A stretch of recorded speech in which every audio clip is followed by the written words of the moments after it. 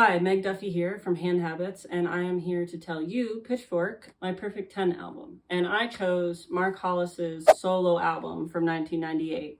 I chose it because to me it strikes this perfect balance of very intimate, close, personal, emotional music while also maintaining somehow this mysteriousness to it. And they only use two microphones throughout the whole recording of the whole record. They didn't change the placement of the microphones, and so they would have musicians come in and just change where the musicians were, not the microphones, and relied only on the performance of the musicians and the instrumentalists. It was all acoustic instruments, and there's a lot of space. I think there's one song, it's called A Life, that has 2 minutes of silence, which is of course not a new thing. Shout out to John Cage, but it's really, really well done, and it doesn't feel over composed, and I can really hear the influence of improvisation that Talk and making those records had on this particular record. I can't always tell what he's singing, but it conjures really specific emotions for me, and